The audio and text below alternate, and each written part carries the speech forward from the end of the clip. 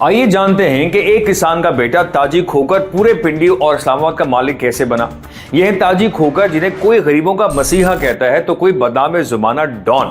راولپنڈی کی کھوکر قوم کے نصیب اس وقت پلٹے جب صدر ایوب خان نے دارالحکومت کو کراچی سے اٹھا کر مارگلا کی پہاڑیوں کے دامن میں بسانے کا فیصلہ کیا تھا۔